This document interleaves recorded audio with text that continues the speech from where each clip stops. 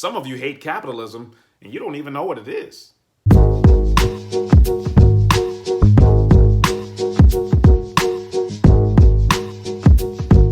Welcome to the Rob Lett Show. I'm your host, Rob Lett. Before we get started, I'd like you to go ahead and do a few things. First, like this video, subscribe to it. If you're on YouTube, to the upper right-hand corner, you're going to see a notification bell. Click that bell. It notifies you the next time we release a new video. If you're on Rumble, though, to the upper right-hand corner, you're going to see a share button. Click that button and it'll share this video with a friend. Go ahead and do all of those that apply right now. 5 myths about capitalism. That's the focus of today's podcast. First of all, I'm excited to be talking about something a bit more upbeat than I've had to talk about in recent days. Today, I get to actually talk more about the promotion of conservatism, right? What does it mean when we're talking about personal freedom? What does it mean when we talk about more responsibility and limited government? All underneath that umbrella is something called capitalism, free market capitalism to be specific. But everybody doesn't like capitalism, right? There's a lot of people out there claiming that they hate capitalism. And the funny thing is, when I talk to a lot of those people, they don't really know what capitalism is. So today what we're going to be doing is we're going to dispel at least 5 myths that surround capitalism. We've got a lot to unpack when it comes to exposing these myths about capitalism today. So let's go ahead and get started. These are the 5 myths that we're going to expose today. The first one is capitalism is a zero-sum game. I'll explain what that means. I've also heard that left unchecked, capitalism leads to a monopoly. The third one is capitalism is a system of exploitation, the wealthy 1% taking advantage of the other 99%. The fourth one is the one that we've heard time and time again, the rich get richer and the poor get poorer, right? You've heard that before. And the last one we'll touch on is that rich people are selfish. If there's any widely held belief about capitalism that is totally incorrect, it's the belief that capitalism is somehow a zero-sum game. Now, a zero-sum game is just a fancy way of saying that capitalism is a game where in order for someone to win, somebody has to lose.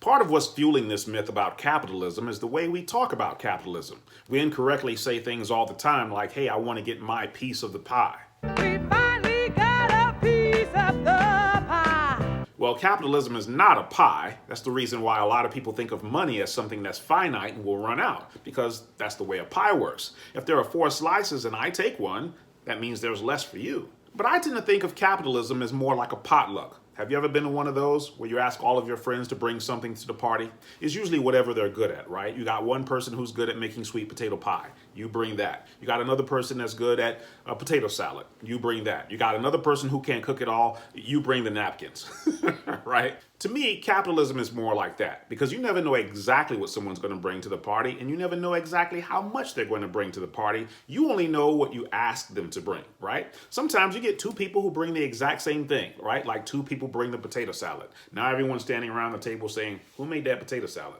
I don't know who made that potato salad. You gonna eat that? If one potato salad is better than the other, now you got competition. Sometimes somebody brings a food that you don't recognize, so now you're cautious. What is that? If you don't like it, you can go to the other dishes, but if you like it, you may have just tasted something for the very first time that becomes a favorite of yours for the rest of your life. But nowhere in any of this does anyone feel like there was nothing left for them because there were so many choices. And this is just the scenario of a party, let alone a population of 350 million people. The zero-sum game stuff is totally untrue. Before there was money, we operated on something called the barter system, which was basically a system of trading something that you have in favor of something that you'd prefer even more. Let that latter part sink in. Something you'd prefer even more. So at the outset, in order for you to even engage in capitalism, you have to have the perception on some level that your life will be improved. So you're not losing. Incidentally, the same thing goes for the other side of the transaction. The person who traded with you would not have done so had they not valued what you have more than what they gave you. They also see their life as having been improved, so they didn't lose either. Another element that gets overlooked is the fact that nobody made these 2 people engage in a transaction. It wasn't done under the force of a gun. It wasn't done under the orders of some government bureaucrat. It was done on a purely voluntary basis. Now, this is an important ingredient that cannot be overlooked because a lot of times I get people who say, well, what about that guy who ripped me off? Isn't that capitalism? And I'd argue, no, it isn't. I'm not alone in this. As a matter of fact, many of the free market economists, when they're defining what capitalism is, the smart ones add a footnote that says capitalism is the voluntary exchange of goods and services minus any fraud or coercion, because they recognize you wouldn't have volunteered to be scammed. So no, capitalism is not a zero-sum game. Actually, when applied as described, capitalism is a win-win. So this idea that capitalism leads to one rich fat cat who leaves behind a bunch of carnage in his wake makes for a funny cartoon, but it's not real life. Think it through. If this picture actually happened, having every dollar in the world, what would be the purpose of having money if you couldn't spend it on anything? That's just not realistic. If you earn the money, you're going to spend the money on something. And when you spend the money on something, you're putting money back into circulation. And even if you sat your money in the bank, guess what? The bank makes money by lending your money out, which means the money is still in circulation. The zero-sum game argument is just pure fallacy from start to finish. Another narrative pushed by people who don't understand capitalism is the belief that capitalism will lead to a monopoly and that leads to a destruction of society due to lack of choice and skyrocketing prices. This has never happened, at least without government help. If someone asked you to name the richest person in history, who would you say? Many people would probably go to Google and they'd look up the list of billionaires, and you'd probably come back with the name Jeff Bezos. And if you did that, guess what? You'd be wrong. Google the net worth of Jeff Bezos right now, and Google will tell you that Jeff Bezos' net worth is somewhere in the neighborhood of around $200.9 billion. Now Google the net worth of John D. Rockefeller if he was still alive today. Adjusted for inflation, of course, some scholars estimate that if John D. Rockefeller was still alive today, he'd be worth an estimated $400 billion. Twice what Jeff Bezos is worth today. Rockefeller founded Standard Oil Company in 1870. At his company's height, Standard Oil controlled 90% of all the oil in the United States. My point? Even the richest man in the history of our country, controlling 90% of all the oil, was still never a monopoly. In fact, it might surprise you who became Rockefeller's largest competitor. A man who wasn't even in the oil business, Thomas Edison. Much of Rockefeller's wealth came not just through gasoline, but through kerosene, which was used as a light source back then, until the invention of the light bulb. There was nothing stopping Thomas Edison from taking market share from the largest company in the nation. That is capitalism. Ironically, if you look at any company that would be considered a monopoly, the element that makes that company a monopoly is not a product of capitalism. Companies get their monopoly power from government. So no, capitalism does not lead to a monopoly. Whenever you catch yourself saying stuff like this, just realize the facts disagree with you. The wealthiest man in the history of our nation was never a monopoly. This one will take a little longer because it really has two myths under one umbrella. Let me tackle the first issue by using a scenario. Let's say 100 people have $100 each, and one of those individuals writes a book, and 20 people buy that book for $10 each. So now 20 people have $90, 79 people have $100, and one person has $300 in savings. Here's a question for you. Who got exploited? Answer: nobody. Just because there's a poor, a middle class, and a rich person who makes 3 times as much as you do doesn't mean anyone took advantage of you. These objections to capitalism have been refuted over and over and over again. Yet people keep trying to fix capitalism and failing at it over and over and over again. There will never be a replacement for allowing two people to come together and engage in a transaction for things that they want. Stop trying. So no, capitalism is not a system of exploitation. In my first podcast about conservatism, I told you about Dinesh D'Souza. I like Dinesh D'Souza's talk that he does on who should get the profit when it comes to employees and companies. So rather than me reiterate what Dinesh said, I'm going to play a video and you can watch it here. Here in Palo Alto, there's a Ritz-Carlton, there's a Westin. Now imagine a guy who is a valet parking cars at the Ritz-Carlton here in Palo Alto. And this guy is paid, let's say, $15 an hour. And let's say that he works 10 hours a day, so he makes $150. And this guy is now thinking to myself, in those 10 hours, how many cars did I park? Well, I parked, let's say, 100 cars. And how much does the Ritz-Carlton charge for someone to park their car? $30.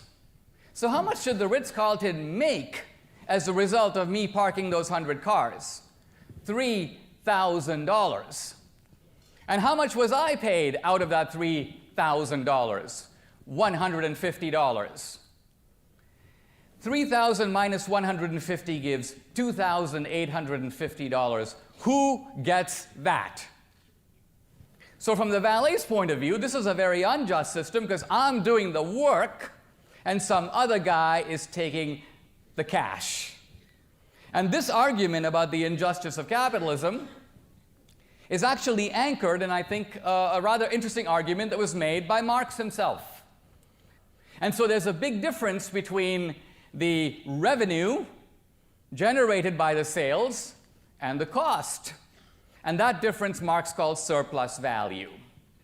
We call it profit. And Marx's question, quite a profound question, who gets that?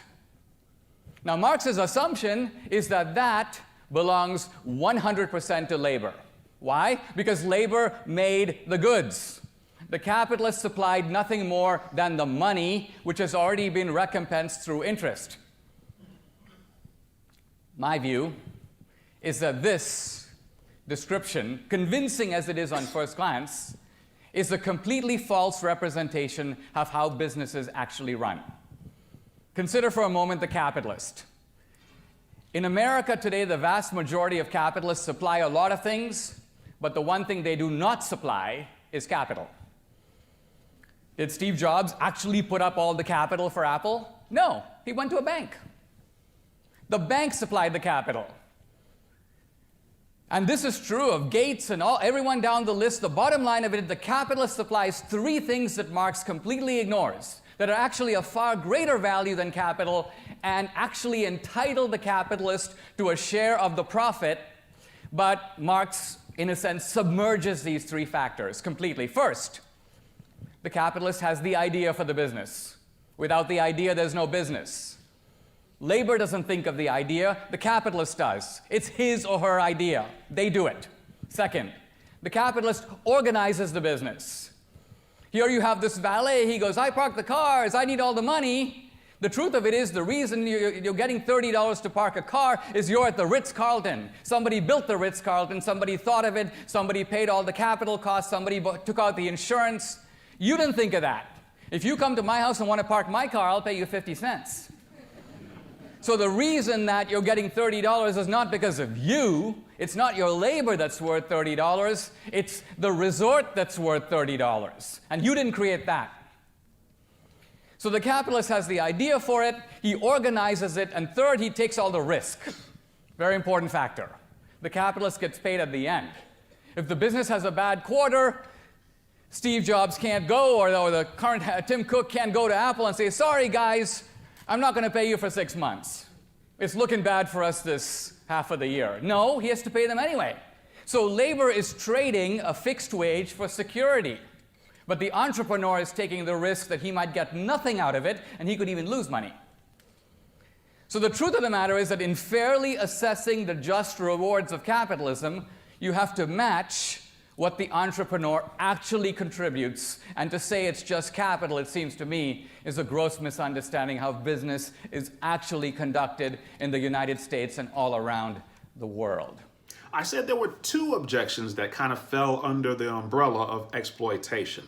The other objection is that capitalism is a system of the wealthy 1% exploiting the other 99%. Do you know anyone who lost their job or business as a result of the pandemic and had to take a drastic pay cut? We all do. For the purposes of this illustration, let's call this person Bob. Now, whatever Bob earned prior to the pandemic, it would have placed him in a certain economic bracket. For purposes of this illustration, we're going to say that Bob used to earn $400,000 a year, which would have placed him in the income bracket that makes him among the highest income earners in the country. As a matter of fact, Bob would be part of the wealthy 1%. As you already know, due to less foot traffic, regulations, a lot of businesses were affected during the pandemic, including Bob's. Bob has had to close his business and take a job to make ends meet. Now Bob doesn't make $400,000 a year. Bob makes $100,000 a year. Still pretty decent income, but it's a far cry from what he used to make. Even in this short example, in the span of just a little more than a year, Bob has been a member of both the wealthy 1% and the 99%. Let that sink in for a second. The media will have you believe that the wealthy 1% are some static, unchanging group that are hell-bent on destroying the middle class and poor. That's bull. The wealthy 1% is comprised of an ever-changing group of people, like Bob, who made the cut in 2020, but doesn't make the cut in 2021. Does that mean that Bob was somehow more evil in 2020? Does the fact that Bob earns 4 times less make him more noble somehow? Does that mean he's given up on his plans of destroying society? Obviously, I'm being facetious. The 1% are constantly changing. And if they're constantly changing, then you don't know who they are from minute to minute. And if you don't know who they are from minute to minute, there's no way they could all gather themselves together to oppress the rest of the nation.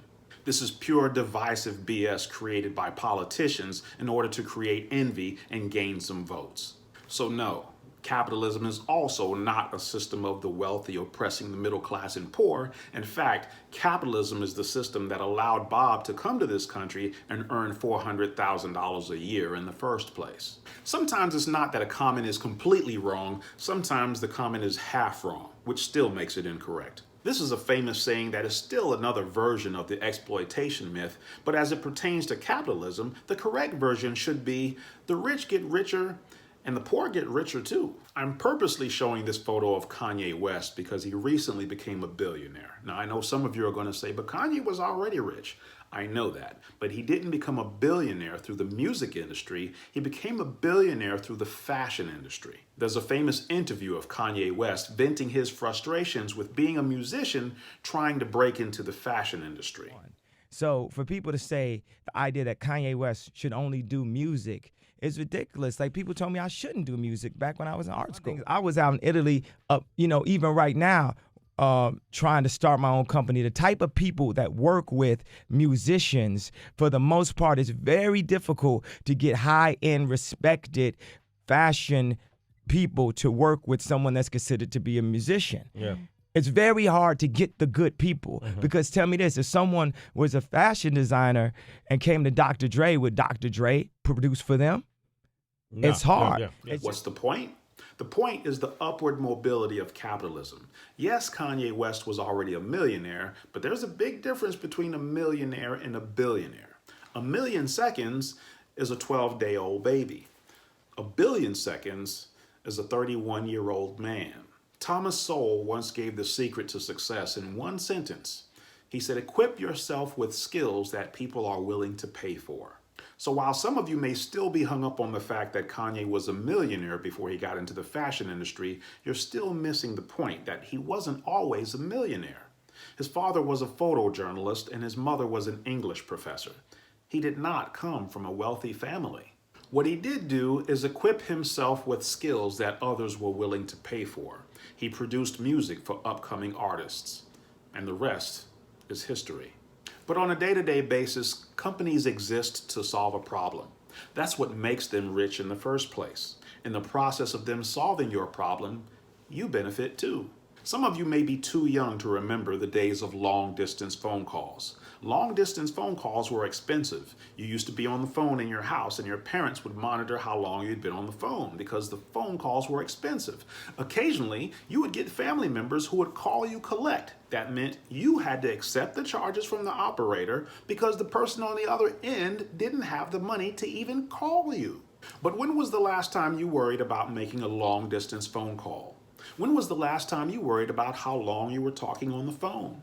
When was the last time you worried about peak minutes? All of these problems are gone because of capitalism. Someone saw an opportunity to remove those problems for you, and not only did they become richer in the process, you did too. Here's a homework assignment for you. Watch a documentary called The Donut King. It's on Prime and it's also on Hulu. When someone tells me the rich gets richer and the poor get poorer, I think of movies like The Donut King. It's actually a true documentary about a man from Cambodia who moved to California and built a donut chain so large that Dunkin' Donuts couldn't even compete with him. Conservatives, I'm letting you know right now that I hate the end of the movie. I'm not going to give it away, but I absolutely hate the end of the movie. I wish I could chop the movie in half and give you just the first part, but it's not really a movie, it's a documentary, which means it's about someone's real life. So he did what he did, and there's no changing that. But if you can watch the movie from the perspective of how he pulled himself out of poverty, you'll have a great respect for the amazing opportunities capitalism provides to the poor. This is another example of stereotypes that people repeat as though it's true across the board. Selfish implies that the only person you take into consideration is yourself. It's actually impossible to get rich that way, legitimately. One of the first things an entrepreneur must do is figure out what their customers want. So without this shift to determine what other people want, there actually is no wealth. What is Walmart's motto? Always the lowest price. Always. Who does that benefit? It benefits you. Earlier, we talked about John D. Rockefeller. There's a common misconception that if we didn't have government to regulate businesses, then businesses would just charge us through the nose. This is absolutely not true. John D. Rockefeller was absolutely obsessed with trying to figure out ways to make his oil less expensive. The reason why is because he understood capitalism, and he knew that if he could make his product less expensive, sooner or later another competitor would figure out how to undercut him and put him out of business. So by the nature of him wanting to compete with other businesses, it actually made it more affordable to you. Did I tell you I used to be an international speaker? Yes, I used to speak for a lot of celebrities that you would recognize from television. These guys are millionaires, but every business that they create isn't just to benefit themselves. They need to hire employees, contractors, attorneys, agents, vendors, and more. So understand, when I give you these principles, I don't just talk about them in theory. I actually live it. Well, we'll never get it all, but we sure did unpack a lot. In this episode, we unpacked 5 myths about capitalism. Let's recap what they were. We talked about how capitalism is not a zero-sum game. Just because one person succeeds doesn't mean that there's less for you. We addressed the fact that capitalism does not necessarily lead to a monopoly. In fact, the only monopolies are the ones that are somehow affiliated with government indirectly, or they're directly a government agency. We addressed this theory about capitalism being a system of exploitation. How in the world can you be exploited when you involve yourself in a voluntary transaction? If you buy something from me and I'm selling something to you, and I didn't pull out a gun or involve the government, how are you exploited? We also talked about the fact that there is no static, imaginary, wealthy 1% who's out there trying to oppress the middle class and poor. The 1% is actually an ever-changing group of individuals. You might be in the 1% if you won the lottery. And then if you mismanage that money, you'd be right back with the 99% again. We also addressed this theory that the rich get richer and the poor get poorer. That's nonsense. The truth of the matter is the rich get richer and so do the poor. If that weren't the case, we wouldn't have a bunch of people coming to this country. Who would come to this country just to have the same lifestyle that they had back where they came from? And lastly, we addressed this theory that rich people are selfish. I totally disagree. One of the first things you have to do when you're starting a business is to figure out how you're going to be able to bring other people into the fold, because you can't do it all by yourself. Chances are you're watching me right now through YouTube or Rumble, and you don't own YouTube or Rumble, but isn't it amazing how you have a free account through someone else's business? Someone offered to share something with you because they know by giving something to you, they will profit in return. Well, this concludes today's podcast. Make sure you stick around for our next podcast, because some of you are on the right track, but the wrong train. I'll end this with some words directly from Thomas Sowell. One of the most pathetic things I heard in recent years was a young black man saying that, at one point he thought he would join the Air Force and become a pilot. And then he says he realized that the white man is not going to let a black man become a pilot. And he was saying this decades after the Tennessee Airmen had established their reputation in combat in Europe, But the hopelessness is one of the big products of the race industry. That you have no chance. I remember giving a talk at Marquette, and at the end of the talk, among the questions that was asked, a young black man got up and he said, "Even though I am graduating from Marquette University, what hope is there for me?" And having gone through college when I was in the 50s, I don't remember any blacks saying that in the 1950s, when there was a lot more obstacles to overcome than there were when this guy is graduating from Marquette. But you have to produce that kind of feeling in order to serve the interests of those in the race industry. Final question then. Maybe we can think in terms of that young man at Marquette, or let's put it this way. Somewhere watching this interview, there's a young Thomas Sowell. There's an African American who's smart and wants to do something with his life. It seems to me we've already got one piece of advice you'd offer to him is stay away from the races industry. Stay away from the race hustlers. What advice would you give a young Thomas Sowell? How do you make something of yourself as an African American in America today? The way anybody else would. You equip yourself with skills that people are willing to pay for. I'm Rob Lett, and I approve this message.